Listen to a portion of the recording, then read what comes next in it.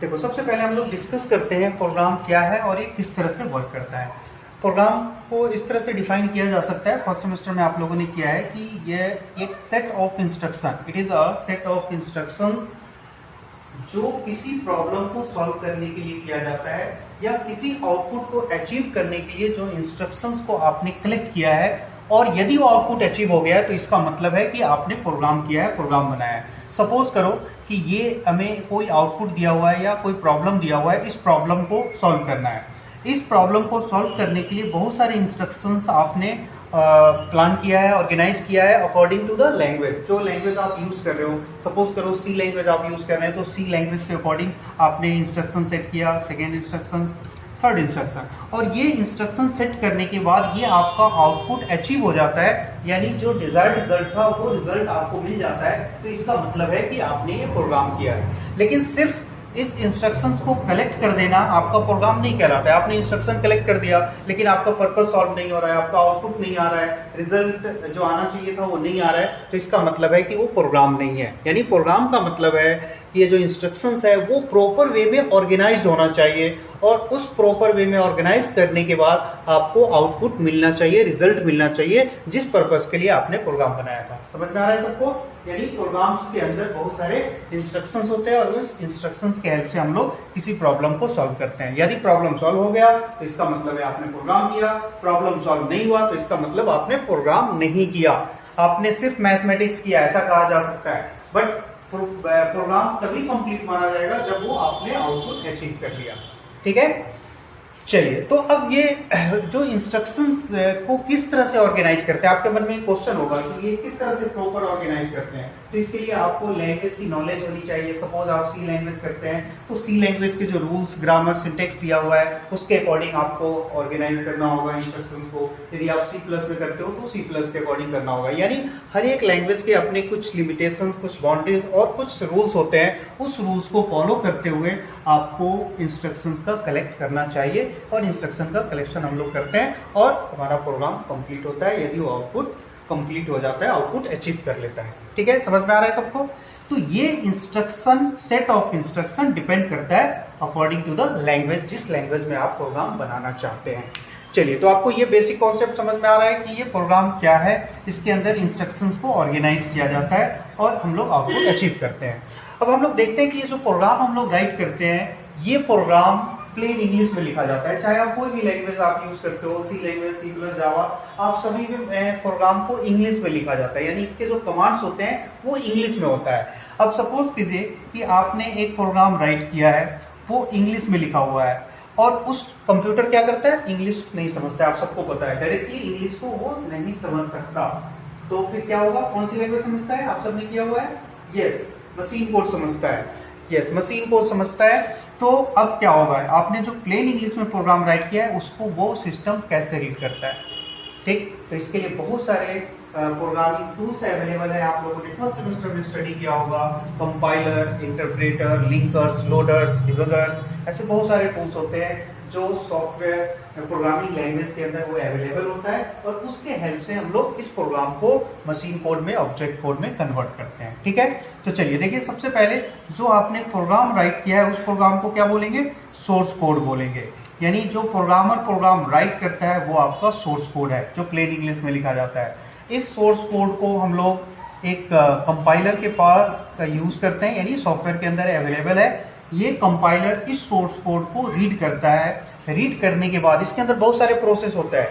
इसके अंदर assembling process होता है, एनालिसिस, लेक्सिकल एनालिसिस प्रोसेस होता है, बहुत सारे प्रोसेस होते हैं। अभी हम लोग इसमें डिटेल नहीं जाते हैं। आप सिर्फ ये समझ लो कि सोर्स कोड को कंपाइलर ने रीड किया, और रीड करने के बाद वो एक ऑब्जेक्ट फाइल जनरेट करता है, यानी ऑब्जेक्ट कोड में उसको कन्वर्ट करता है। ये देखिए, ये ऑब्जेक्ट कोड में हमारे उस फाइल को इसने कन्वर्ट कर दिया। अब ये ऑब्जेक्ट कोड लिंकर यूज करता है। लिंकर आप सबको पता है, लिंकर भी एक प्रोग्रामिंग टूल है जो इस ऑब्जेक्ट कोड को रीड करता है, और इस ऑब्जेक्ट कोड को रन करने के लिए, एग्जीक्यूट करने के लिए, और जितने भी सपोर्टिंग फाइल या अदर ऑब्जेक्ट फाइल की रिक्वायरमेंट होती है, वो सभी ऑब्जेक्ट फाइल के साथ ये लिंक एस्टेब्लिश करता है। आप जानते हो कि जब भी हम लोग कोई प्रोग्राम रन करते हैं तो उस प्रोग्राम को रन करने के लिए बहुत सारे सपोर्टिंग फाइल्स की रिक्वायरमेंट होती है। तो ये लिंकर का काम है कि वो सभी सपोर्टिंग फाइल्स, जितने भी फाइल्स की रिक्वायरमेंट है, सभी फाइल को ये लिंक एस्टेब्लिश करता है, यहाँ पे ऑब्जेक्ट कोड के साथ लिंक करता है। लिंक करने के बाद ये एक और सॉफ्टवेयर टूल है जिसको हम लोग क्या बोलते हैं, लोडर बोलते हैं। यस, ये लोडर है। ये सॉफ्टवेयर टूल का काम है कि ये जो लिंकर ने ऑब्जेक्ट फाइल को लिंक करने के बाद जो एग्जीक्यूटेबल फाइल जनरेट किया है उस फाइल को ये मेन मेमोरी के अंदर लोड करता है। ये देखिए, ये मेन मेमोरी है। मेन मेमोरी के अंदर इस फाइल को ये लोड करेगा। कौन सी फाइल होगा, EXE फाइल होगा।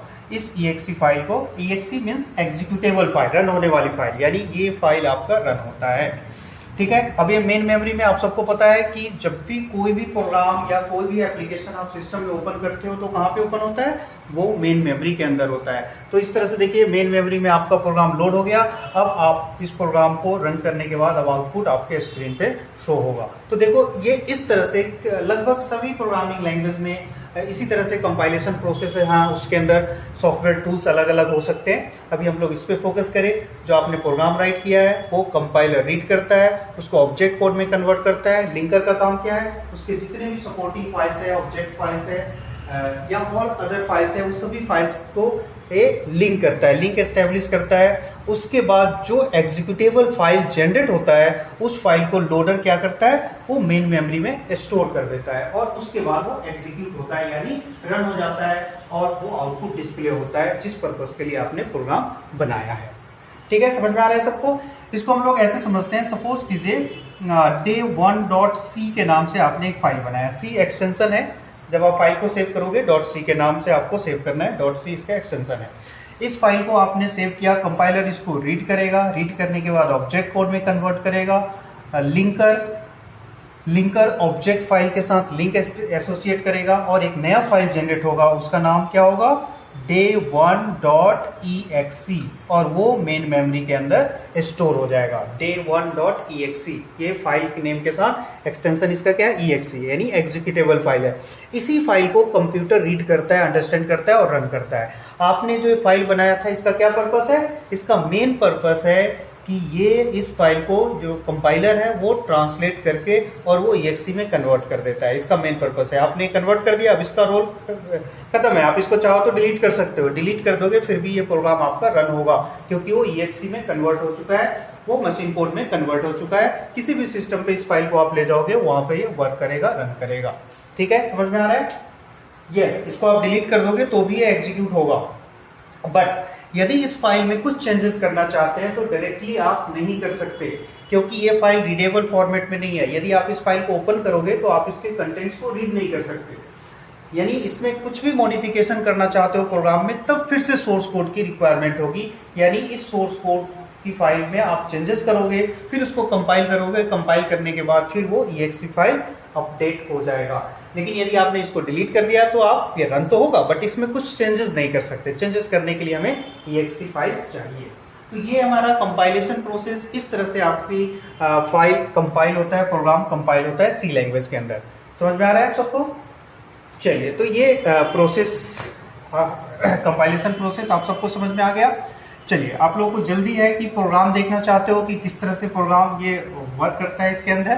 तो चलिए मैं आपको बताता हूँ कि इसके प्रोग्राम स्ट्रक्चर क्या होता है। आप जब भी कोई प्रोग्राम आप बनाते हो तो इसके अंदर एक हेडर फाइल की रिक्वायरमेंट्स होती है। तो सबसे पहले हम लोग समझ लेते हैं हेडर फाइल क्या है। हेडर फाइल, जैसा मैंने आपको बताया कि C लैंग्वेज के अंदर बहुत सारे इंस्ट्रक्शंस, रूल्स होते हैं, जिस इंस्ट्रक्शंस और रूल्स का यूज करके हमारा कंपाइलर उस प्रोग्राम को कंपाइल करता है, रन करता है। तो इस हेडर फाइल्स के अंदर क्या क्या हो सकता है, देखो इसके अंदर कमांड्स हो सकता है। C लैंग्वेज के अंदर कुछ कमांड्स हैं, वो हो सकता है, फंक्शंस हो सकता है और इसका सिंटैक्स हो सकता है। सिंटैक्स को आप लोग ये समझो, रूल्स, ग्रामर समझिए, यानी जो फंक्शंस दिया हुआ है, कमांड दिया हुआ है, उस कमांड को किस तरह से यूज करेंगे, इंप्लीमेंट करेंगे प्रोग्राम में, ये इस सिंटैक्स के हेल्प से बताया जाता है इसके अंदर। तो हेडर फाइल्स के अंदर ये सारे इंस्ट्रक्शंस अवेलेबल है। अब इस इंस्ट्रक्शंस का यूज करके हम लोग प्रोग्राम को डेवलप करते हैं, बनाते हैं। अब जैसा मैंने अभी बताया कि कंपाइलर हमारे प्रोग्राम को कंपाइल करता है। तो क्या कंपाइलर के पास सारा इंस्ट्रक्शन अवेलेबल है ऑलरेडी? क्या कंपाइलर को सब कुछ आता है जो आप कोई भी प्रोग्राम राइट करते हो और उस प्रोग्राम को समझ सकता है और कंपाइल कर सकता है? नहीं, कंपाइलर एक जस्ट टूल है जिसके अंदर ये इंस्ट्रक्शंस दिया हुआ है कि वो आपके प्रोग्राम को कैसे चेक करेगा।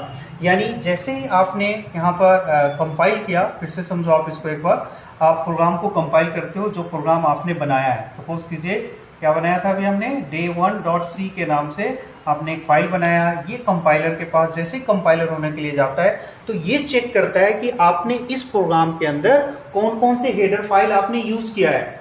जो भी हेडर फाइल आपने यूज किया है, कंपाइलर उस हेडर फाइल से ये कॉन्टेक्ट बंद करता है और ये चेक करता है कि आपने जो इसके अंदर इंस्ट्रक्शंस लिखा है, जो कमांड्स आपने इसके अंदर यूज किए हैं, फंक्शंस आपने यूज किए हैं, क्या वो इसके रूल के अकॉर्डिंग है, इस हेडर फाइल के रूल के अकॉर्डिंग है? यस। यदि इस हेडर फाइल के रूल के अकॉर्डिंग है तो वो क्या करेगा, वो आगे इस कोड को पास कर देगा और वो उसको ऑब्जेक्ट कोड में कन्वर्ट कर देगा। ठीक है।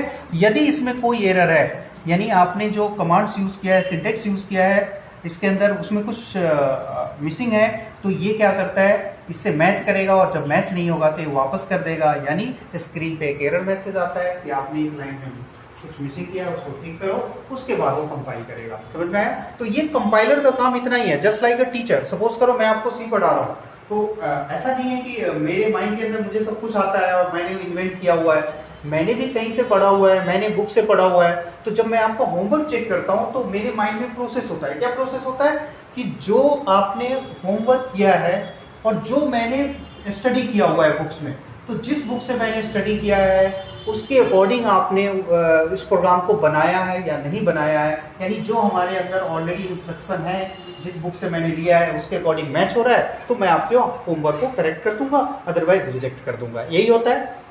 Yes, exactly. यहाँ पर कंपाइलर का भी यही काम है कि ये उस हेडर फाइल से कांटेक्ट करता है। हेडर फाइल के अंदर यदि आपका इंस्ट्रक्शन है उसके अकॉर्डिंग आपने बनाया है तो ठीक है, पास कर देगा, अदरवाइज एरर मैसेज शो करेगा।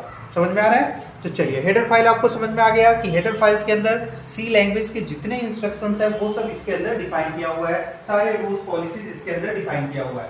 यस, अब इसके अंदर बहुत सारे हेडर फाइल्स हैं। आपको जिस तरह के इंस्ट्रक्शंस की रिक्वायरमेंट होगी उस तरह के हेडर फाइल को आप यूज कर सकते हो। चलिए, अभी हम लोग डिस्कस करेंगे कौन कौन से हेडर फाइल है। देखिए, एक हेडर फाइल है stdio.h। ये देखो, ये है standard input output header file. Input output header file, input output header file. देखो, एक्चुअली मैं बेसिक कॉन्सेप्ट ले रहा हूँ क्योंकि इसमें कुछ स्टूडेंट्स ऐसे हैं जिन्होंने फर्स्ट टाइम प्रोग्रामिंग जो कर रहे हैं तो उनको प्रॉब्लम ना हो, इस वजह से मैं बिल्कुल बिगिनिंग से एक एक स्टेप में एक्सप्लेन कर रहा हूँ। जिन्होंने किया हुआ है उनको ऐसा लग रहा होगा कि मुझे तो ऑलरेडी आता है, बेकार में मैं बैठा हूँ यहाँ। तो आप अभी इसको पढ़िए, दोबारा आप रिवाइज कर लो। अभी एक दो क्लास बाद फिर आपको फिर एक क्लास अच्छी लगेगी। ठीक है। चलिए, तो यहाँ पर standard input output header file का मतलब है जब भी आप कोई प्रोग्राम बनाते हो तो आपको कुछ ना कुछ डेटा इनपुट करना होता है, आउटपुट करना होता है। तो उस इनपुट और आउटपुट से रिलेटेड जो भी फंक्शंस होगा वो इस हेडर फाइल के अंदर अवेलेबल होगा। अभी आप ये समझिए कि हेडर फाइल को एंगल ब्रैकेट के अंदर लिखा जाता है और इसको प्रोग्राम में अटैच करने के लिए हैश इंक्लूड, ये देखिए ये वर्ड अलग अलग नहीं है, हैशटैग और इंक्लूड एक साथ है। इसको हम लोग बोलते हैं प्री प्रोसेसर। प्री प्रोसेसर यानी ये पहले से डिफाइन किया हुआ है। हैश इंक्लूड इसका काम है कि इस हेडर फाइल को आपके प्रोग्राम के साथ लिंक कर देगा, आपके प्रोग्राम में इंक्लूड कर देगा, अटैच कर देगा। ठीक है। यानी ये लाइन लिखने का मतलब है कि अब कंपाइलर समझ जाएगा कि आपके इंस्ट्रक्शंस को, जो आपने प्रोग्राम राइट किया है उसके इंस्ट्रक्शंस को इस वाले हेडर फाइल में चेक करना है। समझ में आ रहा है? चलिए, अब इसके अंदर, इस हेडर फाइल के अंदर दो फंक्शन होता है, मैं इसके बारे में डिस्कस कर लेता हूँ, प्रिंटफ और स्कैनफ। अभी सिर्फ इस दो फंक्शन के बारे में हम लोग डिस्कस करते हैं, प्रिंटफ और स्कैनफ। इस प्रिंटफ का मतलब है to print data on screen, यानी ये डेटा या आउटपुट मैसेज को प्रिंट करने के लिए ये स्क्रीन पे ये प्रिंटफ कमांड यूज किया जाता है। ये प्रिंटफ सब कुछ स्मॉल में लिखना है, केस सेंसिटिव है, स्पेस नहीं लिखा है हमने कहीं भी। स्कैनफ इसका मतलब है to input input data from user, input data from user, यानी यूजर आप जब आप प्रोग्राम रन करोगे तो आप कुछ डेटा टाइप करोगे, वो इस स्कैनफ के हेल्प से इनपुट होगा प्रोग्राम के अंदर। अभी फिलहाल इसको समझिए, अभी हम लोग एग्जांपल से समझेंगे कि ये कैसे वर्क करता है, ठीक है। यानी standard input output header file के अंदर प्रिंटफ और स्कैनफ दो कमांड होता है, दो फंक्शन हम लोग यूज करेंगे। इससे अलावा और भी बहुत सारे कमांड्स हैं, बट अभी हम लोग सिर्फ ये दो फंक्शन यूज कर रहे हैं, प्रिंटफ और स्कैनफ, ठीक है। चलिए, अब आपको समझ में आ गया हेडर फाइल का क्या रोल है, यानी हेडर फाइल होना जरूरी है। यानी जब आप प्रोग्राम बनाओगे तो सबसे पहले आपको हेडर फाइल इंक्लूड करना चाहिए, इंक्लूड stdio.h हेडर फाइल। और भी बहुत सारे हेडर फाइल है, उसका भी हम लोग डिस्कस करेंगे। उसके बाद इसमें एक मेन फंक्शन है जो प्री डिफाइंड मेन फंक्शन है। देखिए बाय डिफॉल्ट ये मेन फंक्शन, ये मैंने अभी डैशेस डाला है, इसके अंदर बहुत सारे इंस्ट्रक्शंस हम लोग यूज करेंगे। तो इसको मेन को दो तरह से लिखा जाता है, एक इस तरह से वाइड मेन आप लिखते हो, और एक विदाउट वाइड लिखा जाता है। विदाउट वाइड का मतलब होता है ये इंटीजर होता है बाय डिफॉल्ट, आप नहीं भी लिखते हो तो ये इंटीजर समझता है। और इसमें फंक्शन क्लोज करने से पहले देखिए ये करली ब्रेसेस है, करली ब्रेसेस ओपन हुआ, ये करली ब्रेसेस क्लोज हुआ है, और यहाँ पर हमें एक रिटर्न स्टेटमेंट यूज करना होता है यदि आपने वाइड नहीं लगाया है तो। अब यहाँ इंटीजर क्यों होता है, वाइड क्यों होता है, ये अभी आने वाले क्लासेस में आपको धीरे धीरे समझ में आ जाएगा। अभी फिलहाल हम लोग ये समझते हैं मेन फंक्शन को इस दो तरीके से रिप्रेजेंट किया जाता है, इस तरह से लिख सकते हो या ऐसे लिख सकते हो। बाय डिफॉल्ट आप पूछो कि सी लैंग्वेज किसको सपोर्ट करता है, तो बाय डिफॉल्ट इसको सपोर्ट करता है, यानी इसका रिटर्न टाइप इंटीजर होता है, ठीक है।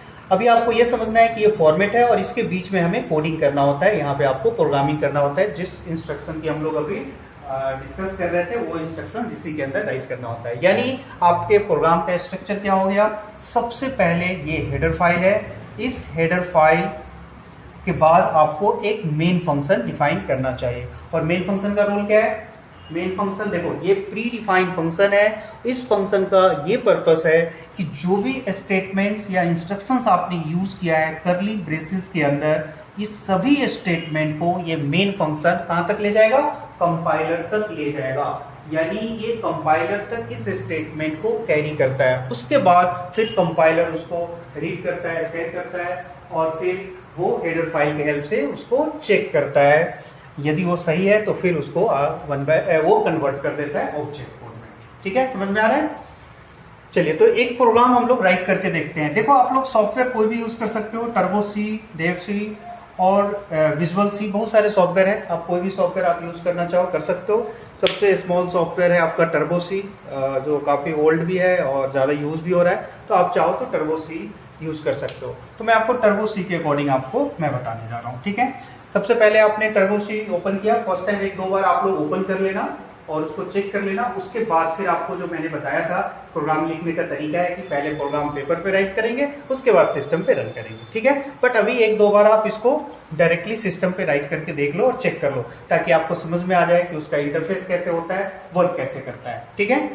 तो चलिए, अभी हमने एक हेडर फाइल यूज किया है, इंक्लूड stdio.h, ठीक है। अभी आप नोट डाउन मत करो, अभी जस्ट आप राइट कीजिए। मैंने यहाँ पे एक लाइन स्पेस हो रहा है, अभी मैं देखता हूँ इसमें कुछ और राइट करना पड़ेगा। चलो, void main, इस तरह से हमने एक मेन फंक्शन डिफाइन किया, ठीक। अब इसके अंदर प्रोग्रामिंग लिखना है। तो अभी मैंने आपको बताया था printf, एक फंक्शन याद होगा, इसके अंदर होता है, इस वाले हेडर फाइल के अंदर printf होता है। इस printf का मैं आपको यूज बताने जा रहा हूँ कि ये क्या। तो इसके दो पर्पज, दो यूजेस हैं। एक यूज है टू प्रिंट द मैसेज, आप देखिए टू प्रिंट मैसेज। आप कोई भी मैसेज स्क्रीन पे प्रिंट करना चाहते हो, जैसे आप प्रोग्राम रन करोगे और एक आप चाहते हो कि स्क्रीन पे एक मैसेज प्रिंट हो, कुछ भी व्हाटएवर यू वांट, तो इसके लिए आपको टू प्रिंट मैसेज यूज करना होगा। और यदि आप यूजर से कोई और या कोई वेरिएबल प्रिंट करना होगा, अभी हम लोग देखेंगे वेरिएबल क्या होता है। यानी जैसे मान लो ए के अंदर ये 5 स्टोर किया हुआ है, ये इक्वल्स टू 5, और आप चाहते हो कि ये ए को प्रिंट करो और उसके अंदर की जो वैल्यू है वो प्रिंट हो जाए, तो इसको हम लोग बोलते हैं वेरिएबल प्रिंटिंग, ठीक है। तो इसके दो पर्पस है, क्या देखा आपने, एक तो मैसेज प्रिंटिंग और एक variable printing. Variable printing mean समझ रहे हो, कोई भी वेरिएबल लिया हुआ है इक्वल टू 5, तो ए को प्रिंट करोगे तो उसकी जो वैल्यू है वो प्रिंट होगा, यानी 5 प्रिंट होगा। चलिए 1 बाय 1 देखते हैं। सबसे पहले मान लो मैंने यहाँ पर राइट किया, देखिए प्रिंट एफ और यहाँ पे आप राइट करो BCA स्टूडेंट। ये हम लोगों ने राइट किया BCA स्टूडेंट। ये देखिए मैसेज का ये सिंटेक्स है, यही ग्रामर है इसका। प्रिंट एफ के अंदर जो भी स्टेटमेंट आप राइट करोगे वो इन्वर्टेड कॉमास के अंदर ये इस तरह से राइट होना चाहिए। फिर आपने यहाँ पर सेमीकोलन, ये सेमीकोलन यानी टर्मिनेटर इसको बोलते हैं या सेमीकोलन बोलते हैं, ठीक है। इसका मतलब है कि ये स्टेटमेंट यहाँ पे एंड हो गया। उसके बाद अब इस ब्रेसेस को आप इसको क्लोज करो। देखो इस ब्रेसेस को आपने क्लोज कर दिया। ये आपका एक छोटा सा प्रोग्राम कंप्लीट है। इसमें आपने हेडर फाइल यूज किया, उसके बाद मेन फंक्शन यूज किया। मेन फंक्शन के अंदर आपने एक मैसेज प्रिंट किया है, यानी इस प्रोग्राम को जब भी रन करोगे तो ये मैसेज आपके स्क्रीन पे प्रिंट होगा। समझ में आ रहा है सबको? चलिए अब इस प्रोग्राम को रन कैसे करते हैं। तो आप लोग टर्बो C3 यूज कर रहे हो, टर्बो C ऐसा मैं मान के चलता हूं। तो इसके लिए कंपाइल करने के लिए F9 आपको प्रेस करना है कंपाइल करने के लिए।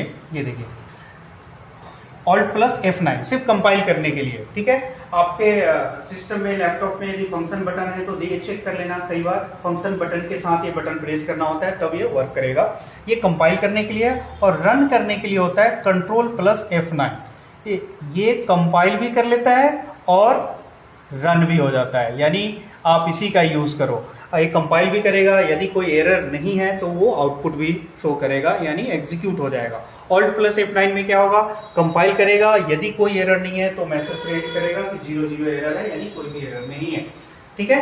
तो आप डायरेक्टली आप इसका यूज कर सकते हो, या पहले इसको चेक करो फिर उसके बाद इसके अकॉर्डिंग करो। पहले आप कंपाइल कर लो फिर रन करो, या कंपाइल रन एक साथ करना हो तो F9 कीजिए, ठीक है।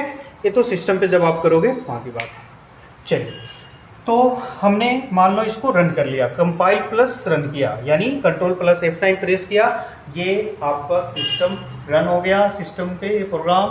बट आउटपुट नहीं दिख रहा है अभी। ये जो आउटपुट आना चाहिए, आउटपुट स्क्रीन BCA स्टूडेंट, ये आपके स्क्रीन पे डिस्प्ले नहीं हो रहा है। अब क्या करोगे, यानी ये इतना फास्ट होता है एग्जीक्यूशन कि जैसे ही आपने कंपाइल किया वो कंपाइल भी हो गया और इमीडिएटली वो आउटपुट प्रिंट भी कर दिया। बट वो इतना फास्ट होता है कि आपके स्क्रीन पे वो दिखाई नहीं देता, वो स्क्रीन हाइड हो जाता है। तो इसके लिए एक ऑप्शन है, या तो वहां पे ऑप्शन के अंदर आउटपुट है, एक कमांड है, आउटपुट पे जाके आप क्लिक करोगे विंडो के अंदर तो आपका आउटपुट शो होगा।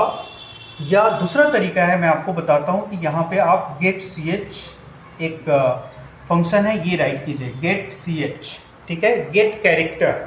इसका मतलब ये है कि जैसे ही ये आउटपुट प्रिंट करेगा उसके बाद ये फंक्शन गेट अ कैरेक्टर, यानी एक कैरेक्टर के लिए वो कर्सर वेट करेगा, यानी कर्सर ब्लिंक हो रहा होगा स्क्रीन पे कि आप एक कैरेक्टर टाइप करोगे, और जब तक एक कैरेक्टर आप टाइप नहीं करोगे तब तक आउटपुट आपके स्क्रीन पे दिखाई देगा। तो कुछ लोग इसको ये कहते हैं कि get.ch आउटपुट स्क्रीन को होल्ड करने के लिए होता है। तो बेसिकली होल्ड करने का मतलब यह है कि वो एक कैरेक्टर के लिए वेट कर रहा होता है। आप कीबोर्ड से कोई भी एक कैरेक्टर पास कर दोगे, कोई भी एक कैरेक्टर आप टाइप कर दोगे तो अपने आप जो आपका आउटपुट है वो हाइड हो जाएगा, जो आउटपुट विंडो, जो आउटपुट स्क्रीन पे दिखाई दे रहा है वो हाइड हो जाएगा। समझ में आ रहा है? तो आप ऐसा कह सकते हो कि आउटपुट देखने के लिए हम लोग get.ch राइट करते हैं, तो किससे क्या होगा, बार बार आउटपुट पे क्लिक करके आपको देखने की जरूरत नहीं है। प्रोग्राम रन करोगे, साथ में वो आउटपुट शो करेगा स्क्रीन, और वो आपका एक कैरेक्टर के लिए वेट करेगा। जैसे ही एक कैरेक्टर आप टाइप कर दोगे ऑटोमेटिकली वो स्क्रीन हाइड हो जाएगा। ठीक है, समझ में आ रहा है? चलिए अब इसके बाद, अब इसको मान लो 5 टाइम आपने रन किया, 5 टाइम आप इस प्रोग्राम को रन करोगे तो ये जो मैसेज है 5 टाइम प्रिंट होगा, BCA student BCA student BCA student 5 times, जितनी बार रन करेंगे, यानी जो प्रीवियस टाइम पे वो आउटपुट प्रिंट हुआ था उसी के साथ ये करंट आउटपुट को भी प्रिंट करेगा। अब आप ये चाहते हो कि जो पहले वाला आउटपुट है वो आउटपुट रिमूव हो जाए स्क्रीन से, तो आप इसके लिए एक और फंक्शन यूज कर सकते हो। इस लाइन से पहले देखिए CLR क्लियर स्क्रीन। इसका मतलब ये है कि ये आपका स्क्रीन पहले वो क्लियर करेगा, यानी जो प्रीवियस आउटपुट है वो पहले क्लियर कर देगा, और उसके बाद BCA स्टूडेंट मैसेज प्रिंट करेगा और एक कैरेक्टर के लिए वो वेट करेगा। जब तक आप कोई कैरेक्टर प्रेस नहीं करोगे वो आउटपुट आपके स्क्रीन पे शो हो रहा होगा। ठीक है, अब इसके लिए आपको एक हेडर फाइल की और रिक्वायरमेंट होती है, इंक्लूड conio.h। conio.h, ये देखो conio.h का मतलब है कंसोल, इसका फुल फॉर्म है आप इसको कह सकते हो कंसोल, मैं यहाँ पे लिख देता हूँ इस तरह से, कंसोल इनपुट आउटपुट। कंसोल का मतलब वही आउटपुट जो विंडो होता है जहाँ पे रिजल्ट आपका प्रिंट होता है उसको हम लोग कंसोल कहते हैं। तो ये कंसोल से रिलेटेड ये फंक्शन है, एक तो ये है आपका CLRSCR और एक आपका getch है, ठीक है। getch मतलब उस कंसोल को, आउटपुट विंडो को वो एक कैरेक्टर के लिए वेट करता है और क्लियर स्क्रीन उसके प्रीवियस आउटपुट को वो क्लीन कर देता है, क्लियर कर देता है। यदि यहाँ पे आपने राइट किया है तो प्रीवियस आउटपुट को ये क्लियर करेगा। इस लाइन को मान लो आपने यहाँ पे राइट कर दिया तो क्या होगा, ये इस मैसेज को भी क्लीन कर देगा, यानी आपके स्क्रीन पे कुछ भी दिखाई नहीं देगा। तो मैंने यहाँ लिखा है, इसलिए मैं बार बार बोल रहा हूँ कि इससे पहले जो रिजल्ट होगा आउटपुट विंडो पे प्रिंट, उसको क्लियर कर देगा। समझ में आ रहा है। अब एक चीज और मैं बताता हूं कि जैसे ये जो हेडर फाइल है, कुछ बेसिक प्रोग्राम के लिए टर्बो सी आप यूज करते हो, इसकी रिक्वायरमेंट नहीं होती है। बाय डिफॉल्ट उसमें ये इंस्ट्रक्ट किया होता है कि जो बेसिक कमांड्स है आपने राइट किया है तो बाय डिफॉल्ट अंडरस्टैंडेबल होता है कि वो stdio.h या conio.h से इस कमांड को वो रेफरेंस कर देता है, चेक कर लेता है। यानी मेरा कहने का मतलब ये है कि यदि आपने टर्बो सी में ये दोनों हेडर फाइल नहीं भी टाइप किया तो ये प्रोग्राम आपका रन हो सकता है, बट इस प्रोग्राम की रिक्वायरमेंट के अकॉर्डिंग ये यूज करना चाहिए। ठीक है, समझ में आ रहा है आप सबको? किसी को कोई डाउट है तो पूछ सकते हो। ये मैंने अभी ये सभी मैं बता रहा हूँ कि वेरिएबल प्रिंटिंग कैसे करते हैं, पहले आप इसको समझिए। ठीक है, नोट करना चाहो तो आप लोग नोट कर लो। प्रोग्राम, यस, प्रोग्राम भी नोट करना चाहो तो नोट कर लो। ये सिंपल मैसेज इस तरह से मैंने प्रिंट किया है। ठीक है, चलिए अब इसको देखो। अब वेरिएबल प्रिंटिंग कैसे करते हैं ये भी देखिए आप। देखो एक प्रोग्राम हो गया, इसको आप लोग सिस्टम पे राइट करके और एक बार जरूर चेक कर लेना क्या आउटपुट आता है। अभी मैंने बताया कि अभी कुछ प्रोग्राम्स आप डायरेक्ट सिस्टम पे राइट कीजिए और चेक कीजिए ताकि आपको कंपाइल करना, रन करना आ जाए। उसके बाद फिर हम लोग पहले जो बताया था पॉलिसी, उस पॉलिसी को फॉलो करेंगे, यानी पेपर पे प्रोग्राम राइट करेंगे और सिस्टम पे बाद में उसको चेक करेंगे। ठीक है, तो चलिए यहाँ पे हम लोग अब एक वेरिएबल लेते हैं। देखो एक मैं वेरिएबल ले लिया इंटीजर a। अभी फिलहाल आप ये समझ लो a के अंदर एक हमें नंबर स्टोर करना है, इसलिए अपने यहाँ पे इंटीजर लिया है। अब इसके बहुत सारे, इसको डेटा टाइप बोलते हैं। अभी नेक्स्ट क्लास में हम लोग इसके बारे में डिस्कस करेंगे। फिलहाल अभी आपको ये मानना है कि ये हमारा एक वेरिएबल है और इस वेरिएबल के अंदर हमें एक नंबर डालना है। जैसे मैंने a = 5 स्टोर कर दिया, इंटीजर a = 5 हमने इसके अंदर स्टोर कर दिया। ठीक है, यस, आप एक साथ यहाँ भी कर सकते हो, ये = 5 या मैंने अलग अलग किया है। इसके पीछे क्या कॉन्सेप्ट है ये भी मैं बता देता हूँ। इसको बोलते हैं हम लोग डिक्लेयर करना, यानी डिक्लेरेशन कहते हैं। वेरिएबल को हमने डिक्लेयर किया और इसको क्या बोलते हैं, इनिशियलाइजेशन बोलते हैं। इसलिए मैंने अलग अलग राइट किया है। ये छोटे छोटे टर्म्स आपको याद रखना चाहिए, इनिशियलाइजेशन एंड डिक्लेरेशन। ठीक है, तो चलो अब मैंने एक वेरिएबल डिक्लेयर किया है। अभी फिलहाल आपको ये मान के चलना है कि नंबर इनपुट करने के लिए हमने ऐसा किया है। ठीक है, चलिए अब मैं वेरिएबल को प्रिंट कैसे करते हैं ये मैं आपको बताने जा रहा हूं। तो इस वेरिएबल को प्रिंट करने के लिए देखो सिंपल कॉन्सेप्ट ये है, आप यहाँ राइट करोगे printf। फिर से printf, मैंने बताया था printf का 2 यूजेस है। फर्स्ट यूज क्या था, मैसेज प्रिंटिंग, जो पिछले एग्जाम्पल में बताया। अब इसमें इस वेरिएबल को प्रिंट करना है तो वेरिएबल के अंदर जो डिजिट है, जो इसके अंदर नंबर है, ये नंबर आप प्रिंट करना चाहते हो तो यहाँ पे आप क्या राइट करोगे, %d,a आपने राइट किया। ठीक है, ये देखो ये d फॉर डिजिट, इसका मतलब होता है कि जो इस वेरिएबल के अंदर डिजिट है उस वेरिएबल को हम लोग प्रिंट करना चाहते हैं। तो इसका सिंटेक्स ये है, इन्वर्टेड कॉमास के अंदर आपको %d राइट करना है और उसके बाद कॉमा डाल के जिस वेरिएबल को आप प्रिंट करना चाहते हो। ये सिंटेक्स आपको हमेशा ध्यान रखना पड़ेगा। ठीक है, d फॉर क्या है, डिजिट है, यानी आपने डिजिट को प्रिंट आप करना चाहते हो। क्लियर? चलिए अब इसके बाद आप फिर से इसको रन करना है। getch आप लिखना चाहो लिखो और इसको रन करके देखिए ये आपके स्क्रीन पे क्या प्रिंट होगा। सिर्फ आपके स्क्रीन पे आउटपुट आ रहा है, ऐसे 5 लिखा हुआ आ रहा है। ओके, सिर्फ 5 आएगा। ये जो मैंने ये सारी चीजें लिखा है ये सब कंप्यूटर प्रोग्राम का इंस्ट्रक्शन है, ये सब लिखा हुआ नहीं आएगा। कई स्टूडेंट्स ऐसे सोच रहे होंगे कि ये सब कुछ प्रिंट हो जाएगा, नहीं।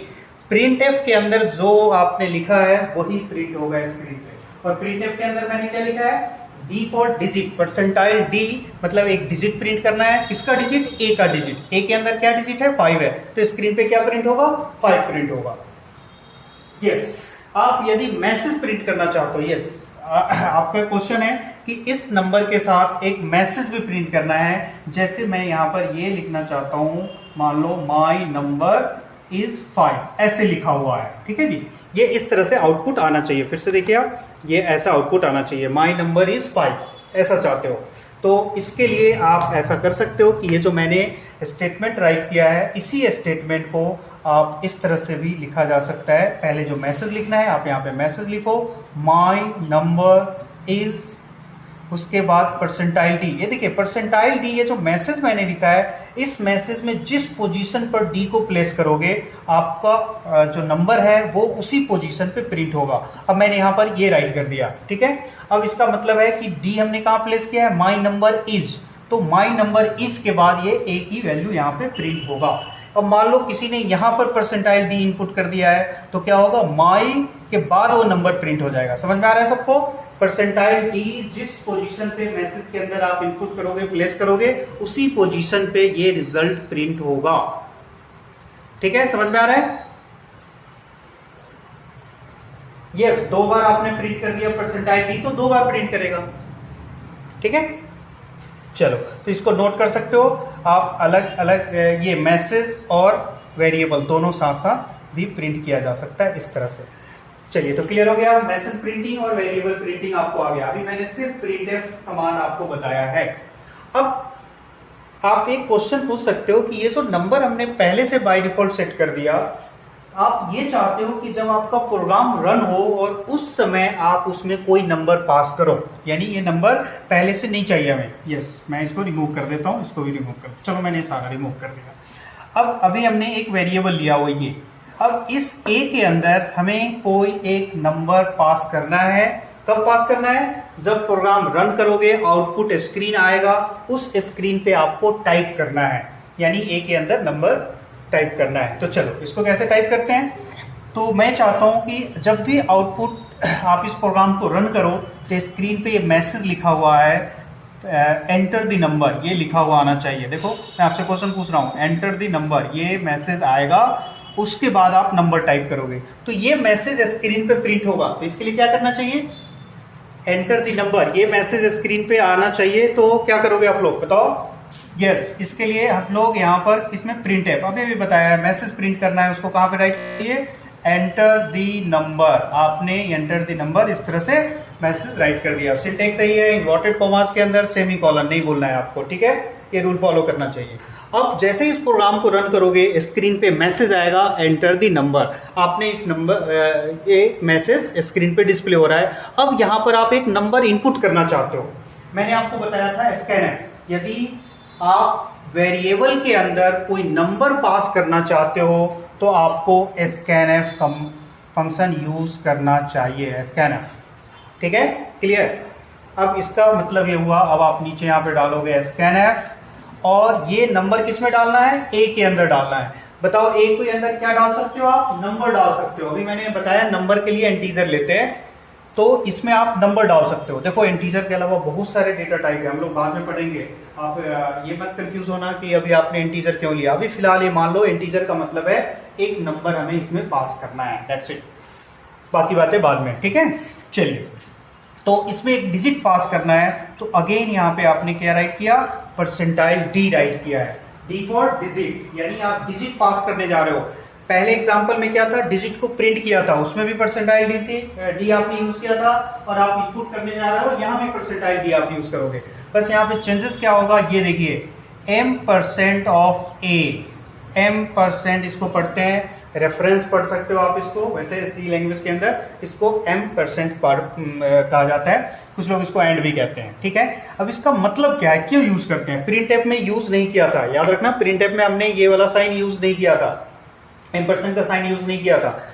इसका मतलब क्या होता है, इसका मतलब ये होता है कि कंप्यूटर मेमोरी के अंदर, जैसे यहाँ वेरिएबल डिफाइन किया है, तो ये वेरिएबल क्या करेगा, कंप्यूटर मेमोरी में एक स्पेस रिजर्व करता है जहां पर आप वो डेटा स्टोर करता है, यानी जो आप डेटा डालोगे वो डेटा इस लोकेशन पे, इस मेमोरी स्पेस में स्टोर करेगा। तो m% का मतलब ये होता है कि आप जो भी डेटा टाइप करोगे वो एग्जैक्टली इस लोकेशन पर पहुंच जाएगा। यदि आपने m% इनपुट नहीं किया तो इस लोकेशन पे डेटा नहीं पहुंचेगा, यानी m% यहाँ पे एक तरह से एड्रेस बताता है। किसका एड्रेस बताता है, उस वेरिएबल का, यानी ए वेरिएबल का एड्रेस जहां भी होगा कंप्यूटर मेमोरी के अंदर उस लोकेशन तक डेटा पहुंच जाएगा। यस, अभी आप क्वेश्चन पूछ सकते हो कि यदि M% ना डाले तो कोई भी एरर मैसेज शो नहीं करेगा। M% आप नहीं डालोगे तो भी प्रोग्राम रन हो जाएगा, लेकिन जो डेटा है वो एक्चुअल लोकेशन तक नहीं पहुंच पाएगा, यानी इसके परफेक्ट लोकेशन तक नहीं पहुंच पाएगा। इसीलिए M% का यूज करते हैं। जो वेरिएबल जहां भी अवेलेबल होगा कंप्यूटर मेमोरी के अंदर, जो स्पेस उसने रिजर्व किया होगा, उस स्पेस में इसको डायरेक्टली स्टोर कर देगा। समझ में आ रहा है? यानी वेरिएबल के लोकेशन तक पहुंचाने का ये काम करता है। आप ऐसे एक लाइन में समझिए, ठीक है। चलिए, तो अब इस प्रोग्राम को अब आप रन करोगे तो क्या आउटपुट शो करेगा? देखिए, पहले मैसेज आएगा एंटर द नंबर। अब आपने यहाँ पे नंबर एंटर किया 4। अब ये नंबर कहाँ चला गया? ए के अंदर। ये देखिए, ए वेरिएबल के अंदर नंबर 4 स्टोर हो गया। अब इस ए को प्रिंट करना चाहते हो फिर से, तो आप यहाँ देखिए इस तरह से आप राइट कर सकते हो। फिर से प्रिंट एफ, और यहाँ पे आप लिखिए माई नंबर इज इक्वल। देखो इस बार मैंने इक्वल साइन ऐड कर दिया है। जो यहाँ पे मैसेज लिखोगे एज इट इज लिखा आएगा, कॉमा ए। अगेन प्रिंट करते समय एड्रेस की जरूरत नहीं है, क्योंकि वो अपने लोकेशन पे है, वहां से वो डायरेक्ट डाटा को एक्सेस कर लेगा। अब देखिए, इसको गेट ch आप यूज करना चाहो कर सकते हो। अब इस प्रोग्राम को रन करो। आप इस प्रोग्राम को रन कीजिए, कंपाइल करो हमारे साथ। इसको रन करोगे, Ctrl+F9, क्या आएगा? स्क्रीन पे ये वाला मैसेज आएगा। ये चलो फिर से करते हैं हम लोग। एंटर दी नंबर, ये मैसेज लिखा हुआ आ रहा है। आपने नंबर इनपुट कर दिया 3। अब ये 3 कहाँ चला गया? ए के अंदर, कंप्यूटर मेमोरी के अंदर। ये आपको दिखाई नहीं देगा कि वो कहाँ गया एग्जैक्टली। वो कंप्यूटर इंटरनल प्रोसेस है, कंप्यूटर मेमोरी के अंदर ये डाटा स्टोर हो गया। अब ये इसको जब आपने प्रिंट किया, यानी इसका मतलब है स्टोर हो गया। इस लाइन का मतलब है ये स्क्रीन पे प्रिंट करेगा। किसको? ए को प्रिंट करेगा। तो ए के अंदर जो भी अभी करंट वैल्यू होगी उस वैल्यू को ये प्रिंट करेगा। तो क्या मैसेज आएगा बता सकता है कोई? माई नंबर इज इक्वल भी लिखा हुआ आएगा। यहाँ पे हमने इक्वल साइन दिया हुआ है। इक्वल साइन के बाद एक परसेंटाइल डी है, तो इसी पोजीशन पर ए की वैल्यू को प्रिंट करेगा। समझ में आ रहा है? तो इस तरह से आपने देखा कि ये नंबर इस तरह से यूजर से हम लोग इनपुट करते हैं। अब आपसे जब भी कहा जाए कि यूजर से नंबर एंटर करवाओ, तो इसका मतलब ये समझ जाना कि आपको स्कैन करवाना है। स्कैन करवाने का मतलब है यूजर से एंटर करते हैं। ठीक है, क्लियर? किसी को डाउट है? चलो, अब मैं इसके कॉम्बिनेशन से एक प्रोग्राम मैं आपको बताने जा रहा हूं, उसके बाद फिर हम लोग देखते हैं आगे क्या पढ़ना है। ठीक है, चलिए, एक क्वेश्चन है, यूजर से 2 नंबर्स एंटर करना है और उसका सम कैलकुलेट करना है, यानी टोटल कैलकुलेट करना है। देखो क्वेश्चन में क्या दिया हुआ है? 2 नंबर्स यूजर से इनपुट करना है, यानी स्कैन करना है। समझ में आ रहा है? तो चलिए, प्रोग्राम बनाने से पहले गुड प्रैक्टिस है, हेडर फाइल आप ऐड कर लो, इंक्लूड stdio.h। एक और हेडर फाइल बताइए, इंक्लूड conio.h। अब नेक्स्ट टाइम से मैं हेडर फाइल राइट नहीं करूंगा, आप सब समझ जाना कि प्रोग्राम राइट करना है तो हेडर फाइल आपको यूज करना चाहिए। ठीक है, चलिए, अब यहाँ पे हमने void main यूज किया है। ठीक है, अब यहाँ इसके अंदर क्वेश्चन क्या दिया हुआ है? 2 नंबर्स यूजर से एंटर करना है। तो चलो 2 वेरिएबल्स लेते हैं। अभी नंबर पास करने के लिए अभी इंटीजर, अभी तो आप सिर्फ समझ लो कि नंबर के लिए इंटीजर होता है। अब ये होता क्या है इंटीजर, ये अभी नेक्स्ट क्लास में हम लोग इन डिटेल डिस्कस करेंगे, फिर उस समय और ज्यादा कॉन्सेप्ट क्लियर होगा। A B C, A comma B comma C, ये 3 वेरिएबल लिया, इस तरह से लिया जा सकता है। ए बी सी, इसके अंदर ए के अंदर नंबर डालोगे, बी के अंदर नंबर डालोगे और सी के अंदर रिजल्ट कैलकुलेट होगा, यानी दोनों नंबर ए और बी का सम स्टोर होगा, टोटल स्टोर होगा। ठीक है, चलिए, तो अब स्क्रीन पे आप एक मैसेज प्रिंट करवाओ, प्रिंटर एंटर नंबर्स। ठीक है, ये मैसेज है, जैसा चाहो आप लिख सकते हो। इसमें कोई स्पेलिंग मिस्टेक किया, कंपाइलर इसको चेक नहीं करता। ये आपका मैसेज है, जो लिखोगे एज इट इज प्रिंट हो जाएगा। ठीक है, सिंटेक्स में मिस्टेक नहीं करना है। जैसे यहाँ पे आपने सेमीकोलन मिस्टेक कर दिया तो सॉरी, कंपाइलर शूट कर देगा आपको। ठीक है, मतलब ये सिंटेक्स एरर है, आपने जो सी का रूल है उसको ब्रेक किया है, तो इसके रूल्स को आपको जरूर फॉलो करना चाहिए। ठीक है, चलो, अब नंबर एंटर करना है तो क्या करेंगे हम लोग? Scan F percentile D. बताओ, कोई बता सकता है क्या लिखूं मैं यहाँ पर? Yes, M%A। नंबर इनपुट करते समय हमें M%A यूज करना है। उसके बाद फिर से एक बार मैसेज प्रिंट करो, प्रिंट एफ एंटर नंबर, फिर से एक मैसेज आएगा एंटर नंबर, फिर आपने यहाँ पर scanf percentile d comma m% of b। अब देखो इसमें मैसेज कुछ भी लिखो, जैसे आप यहाँ लिख सकते थे एंटर फर्स्ट नंबर, यहाँ लिख सकते थे एंटर सेकेंड नंबर, ठीक है। चलिए, तो ये 2 नंबर आपने एंटर किया। अब इसके बाद क्या होगा, 2 नंबर के बाद अब इसका रिजल्ट देखो इस तरह से कैलकुलेट होगा, a प्लस बी, यानी a और b को ऐड करके c में स्टोर कर दिया। सेमीकोलन यहाँ भी लगेगा, ये ध्यान रखना चाहिए, ठीक है। अब इस c को प्रिंट करोगे तो रिजल्ट प्रिंट होगा, तो क्या लिखोगे, प्रिंट f, मैसेज लिखना है, यस मैसेज मैं लिख देता हूं इस बार, result equals to percentile d comma c। ये देखिए result equals to percentile d comma c, समझ में आ रहा है। चलो, अब उसके बाद गेट ch, और अब आप इसको क्लोज करो। चलो कंट्रोल कंपाइल करो। आप कंट्रोल क्या होता है, अभी मैंने बताया क्या कमांड है रन करने के लिए, कंट्रोल प्लस F9।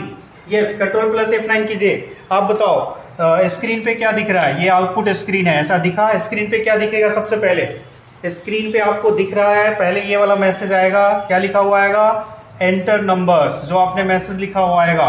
अब सपोज करो आपने एक नंबर एंटर कर दिया, यहाँ पर नंबर एंटर कर दिया 2, ये 2 कहाँ चला गया, a के अंदर, ठीक है, a इक्वल्स टू 2 हो गया। उसके बाद मैसेज आएगा यहाँ पर, ये वाला मैसेज प्रिंट करेगा, क्या मैसेज प्रिंट होगा, एंटर दी नंबर। देखो ये लिखा हुआ नहीं आएगा स्क्रीन पे, मैं समझाने के लिए लिख रहा हूँ। ये मैसेज आएगा एंटर नंबर्स, आपने नंबर एंटर कर दिया, फिर मैसेज आएगा एंटर नंबर्स, फिर आप नंबर सपोज करो 3 इनपुट कर दिया, ठीक है। ये इस लाइन का मतलब ये है, और इन दोनों लाइन का मतलब ये है। ये इंटरनली कैसे हो रहा है वो शो नहीं करेगा, आप सिर्फ यहाँ पे ये शो करेगा कि आप जो नंबर टाइप करोगे इंटरनली वो उस वेरिएबल के अंदर स्टोर कर दिया।